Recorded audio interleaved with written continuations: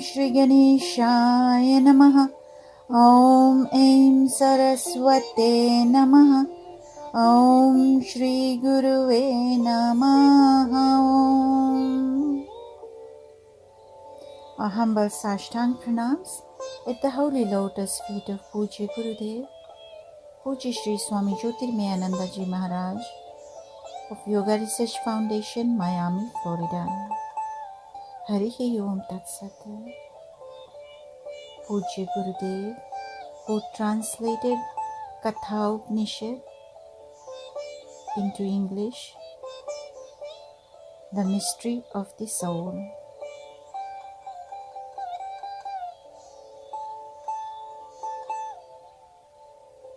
Thank you, Gurudev.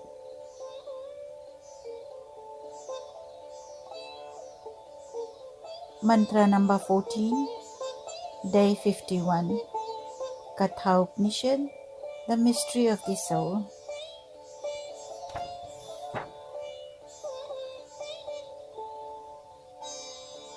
Mantra number 13 ended with, others who are not in the possession of self-realization continue to wander in the world of conditioned peace and happiness. In fact, peace and happiness that arise out of the dependence are expressions of pain and restlessness. So, conditioned peace means worldly, temporary, momentarily. So, that is worldly peace, and it is very temporary, and therefore they cannot get self-realized, and they keep taking another embodiment. They are born again and again into the world process. So mantra number 14, the wise consider the self indescribable. So they consider that the self is indescribable, the very embodiment of supreme bliss. How am I to know that self? Very true. How does the self shine forth? How is the self experienced? That is what Lord Yama is telling Nachiketas.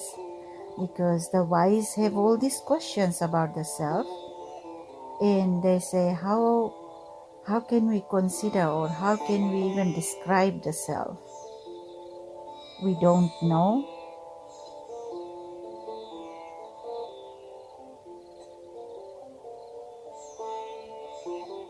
How does the self shine? What does it look like? And how do you experience? So this mantra, Gurudev Veda explains that this mantra explains that the bliss of self cannot be described in words.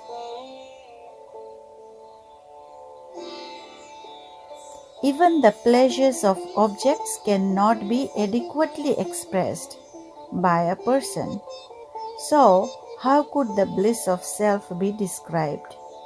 Through the media of limited words and finite concepts of the mind. So, it is very true when you say colorless.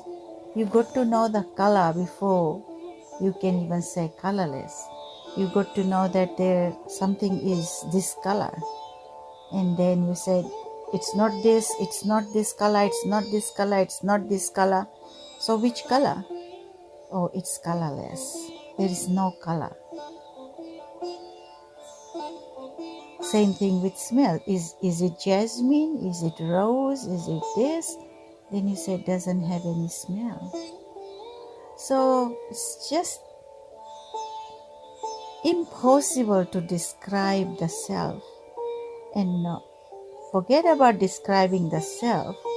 It is even impossible to describe the bliss that arises out of the self. Those who seek within, they have a gist of that experience.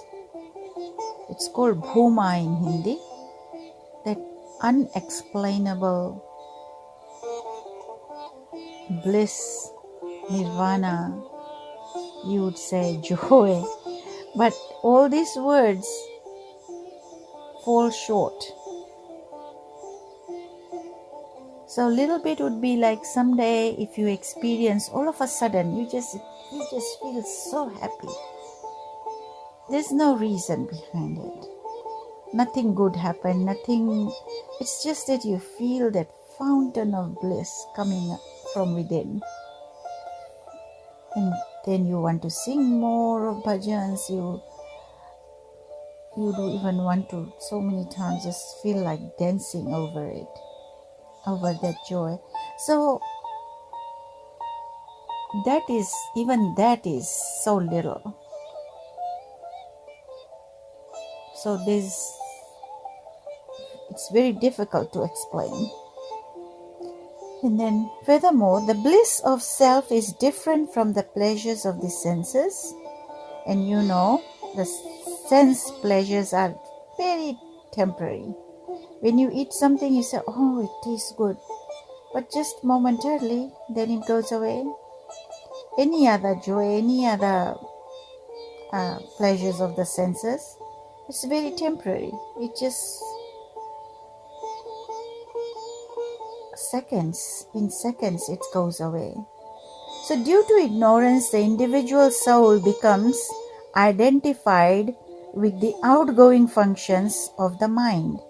Burdened by desire, the mind conceives of happiness in the objects of the world.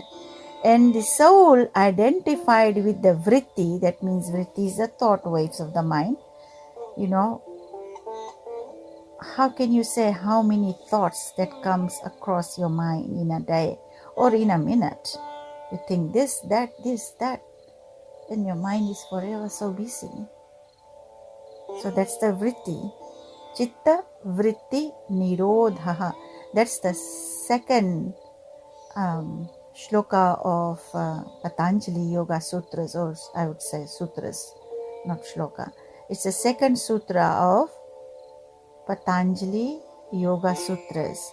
And Chitta Vritti Nirodha, that means the mind stuff, the waves of the mind, the thought that keeps coming up and down, Nirodha, stop that. So when you are able to stop those waves, thoughts of the mind, you are reaching somewhere towards higher pedestals of spirituality. So, in the soul identified with that vritti, the thought wave, seems to derive pleasure from the senses. However, an object is pleasurable only as long as the pressure of the desire exists in the mind.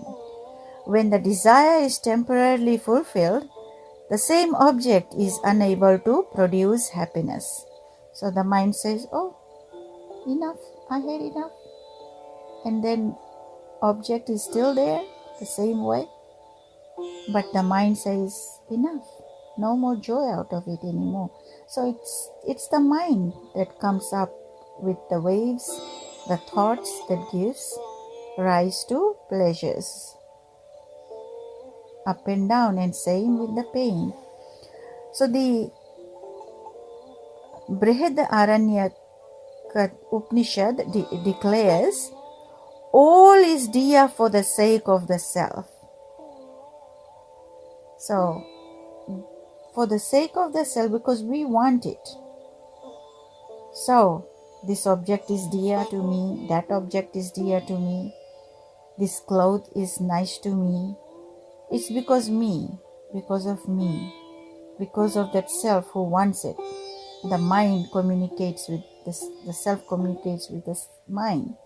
So even the illusion of the discovering happiness in an object is sustained by the inward urge to discover the self, which is the embodiment of bliss. Objects are loved for the sake of the self. They are not loved for their own sake. So it's not because of the object. An aspirant endowed with subtle reasoning examines the pleasures of the senses and discovers that they are modifications of pain. So the pleasure, you get a pleasure now, for sure it will give pain later. Eat more because it tastes good, you get the pain later. So that which did not exist in the beginning and will not exist after a certain duration of time is illusory, even though it appears to exist. It seems it's existing, but it is in reality, it is illusory. All pleasures of the world are dependent upon transient objects which did not exist in the beginning and will not exist in the end. How can supreme bliss be experienced through the passing objects of the world? It cannot be supreme because it's only illusory, it's only momentarily there. So the soul traverses various planes in this world of illusion and develops varying capacities of mind and senses in order to experience pleasure. A celestial being, also in Hindi, in Gandharva, for example, can experience 100 times more pleasure than an ideal human being at the highest state of prosperity. So Gandharva, they are in a higher plane from us, from the earth plane, and higher soul. They experience the same pleasure 100 times more than the human beings. Health and divine being from the next plane higher than the Gandharva plane higher than the Gandharva plane, can experience 100 times more than the pleasure of Gandharvas. So this process continues until one ascends to the plane of Hiranyagarbha. A cosmic mind, which is the Hiranyagarbha. So the same process, 100 times more, then 100 times more on a higher plane, then 100 times more on a higher plane until they reach Hiranyagarbha, the cosmic mind. But even this bliss, enjoyed through the utmost expansion of the mind, is but a drop in the ocean of bliss of the self. So even the Hiranyagarbha bliss, the supreme, the utmost expansion of the cosmic mind. Therefore, how can this bliss be encompassed within the limits of mental concepts and verbal expressions? So the mind cannot go there, the words cannot go there. No words exist to explain that, and no mind can even tell about it. Every human being exists to discover the bliss of the self. Due to ignorance, he turns to objects for fulfilling his deep-rooted urge. Therefore, he is constantly frustrated in his efforts. Even during frustrations and sorrowful developments, he maintains his life on the basis of the bliss of self at all times, during pleasure, pain, and the various conditions of life. Without the bliss of self, who could live even for a single moment? Now, from the point of view of a seeker, there arises a serious question. How can this self be realized, since it is beyond all expressions of mind and speech. Will the self shine forth by itself?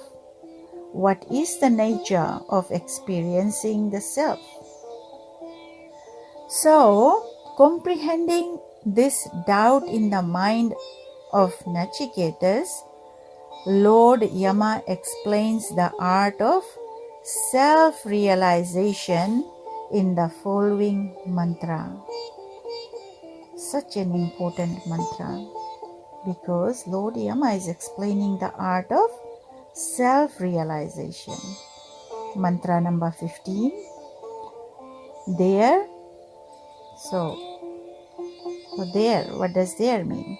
There, where the Brahman is, or within Brahman, those who get self-realized, the sun does not shine, nor the moon, nor the stars. Even the lightning flashes do not shine. Much less talk about fire. There's no fire then. Nothing else is there. How can fire be there? When the self shines, all these shine after it, illumined by its light. So, na tatra surya bhati. So there's a shloka, I can't recall right now. But that self, where neither the sun shines, nor the moon, nor the stars, and that is where Brahman, this is about Brahman, where Brahman is, nothing shines but all the self that is in Brahman shines. And because of that, the sun shines. Because of that, the moon, then the sun reflects to the moon shines, and then the stars shine. So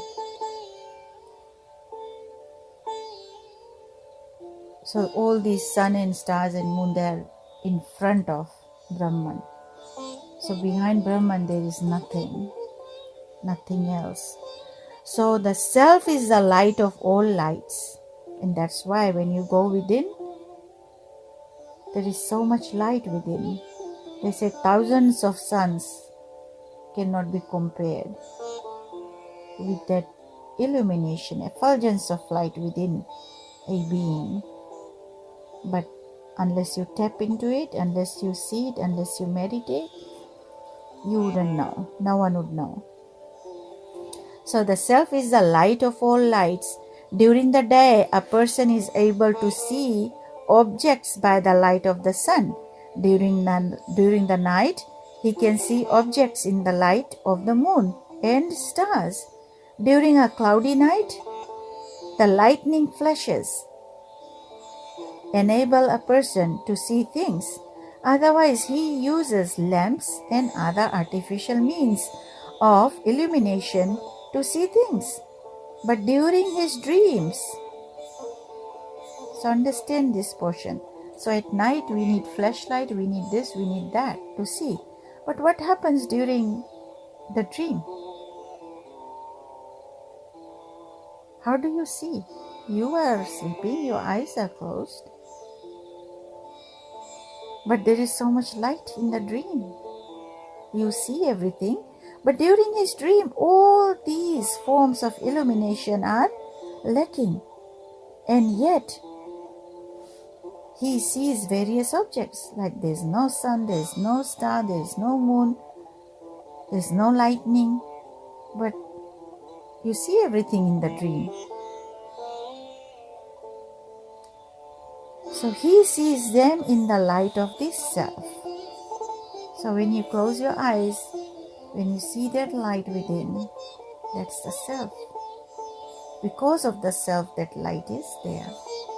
When someone is declared dead, then he's dead. That's the light that goes away. From an esoteric point of view, the sun is symbolic of intellect. The moon of mind. The moon represents the mind. The sun represents the intellect.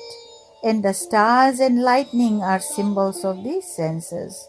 Because it comes like boom, all of a sudden. And then the senses take over. Fire is symbolic of speech. You don't see the speech, but you hear it. And includes all other organs of action. The meaning of this mantra is that the self cannot be grasped by the organs of action, nor can it be perceived in the realm of the senses. It is impossible for the mind to reveal the self through its finite thought processes. Even the intellect, which illumines the mind and senses, receives its light from the self. In order to perceive an object in the world, the mind flows through a sense channel and assumes the form of that object. The subtle veil that keeps the object separated from one's consciousness is broken by this externalized movement of the mind. The Vishayakara vritti, that means the mind that has assumed the form of the object, is illumined by the light of the self, thus giving rise to the experience. I know these objects. Then you say, I know this object. I know this. Vishayakara vritti. That means the mind that has assumed the form of the objects. The mind itself has assumed that. But the self cannot be realized through Vishayakara vritti. In other words, it is impossible to know the self through the intellect, mind and senses. So understand this. We cannot know the self through the intellect, mind and senses. How then should a person know the self? So here it's highlighted that the self reveals itself by its own light. So furthermore, I would say, just do your duty. Follow the scriptures, follow the teachings, and do your duties, and the self will reveal itself. Just like you have to turn the switch and the light, boom, it comes. Where does this current come from? It's flowing into the bulb. So even if you turn on the switch and there's no bulb, then will you see the light? No. So we have to turn on the switch, and then this light will, that light within us will be illumined. When you want to take an object out of a box in a dark room, you need to keep a lamp with you. You open the lid of the box, see the object illumined by the lamp, and thus you are able to take it out. In the same way, while perceiving the objects of the world in the box of ignorance, you need a lamp, the reflected light of the self. You need to open the lid by the functions of the mind. And then the object is revealed by the light which proceeds from the self. When one thinks that he has perceived an object without the light of the self, it is due to his identification with the function of the mind which has assumed the form of the object. In this case of self-realization, an aspirant withdraws his mind from the objects of the world by realizing fully that they are illusory. Just as a still lake captures the reflection of the vast sky, so the intuitive mind following inwardly towards Brahman, reflects the Absolute. This results in the removal of the veil of ignorance. If you need to take a burning lamp out of a closed box in the darkness of the light, all that you need to do is to open the box. The light will reveal itself automatically. In the same way, when ignorance is removed, the self is revealed by its own light. The light of the candle flame is insignificant before the sun, but even the light of the sun is insignificant before the light of the self. So you see, if you put a candlelight in front of the sun, does it matter? Does it give anything extra? No, it's lost within the light of the sun.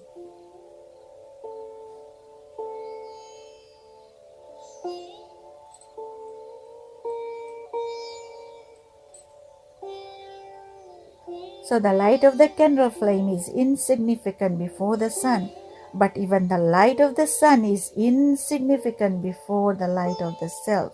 So now you can understand how effulgence is the light of the self. The entire universe is illumined by a drop of light from the golden sun of the self. And it is this light which is the center and source of all perceptions that arise at the physical plane of one's existence. The self is infinite existence, knowledge, and bliss. And that's the self that lives, and the body is dead.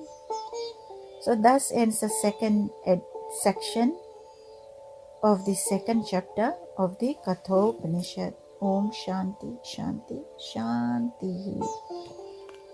Let us pray for all beings.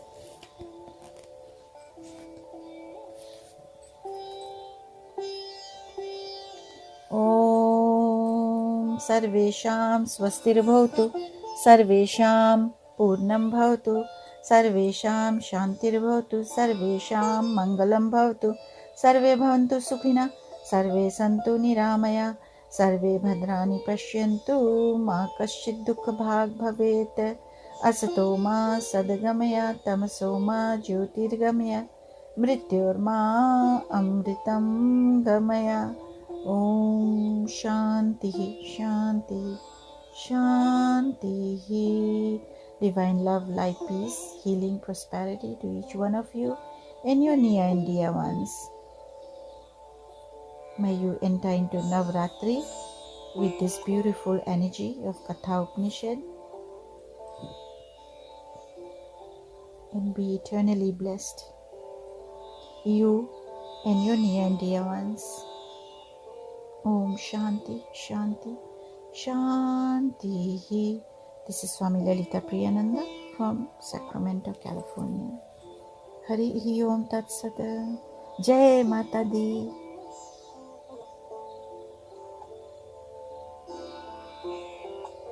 Om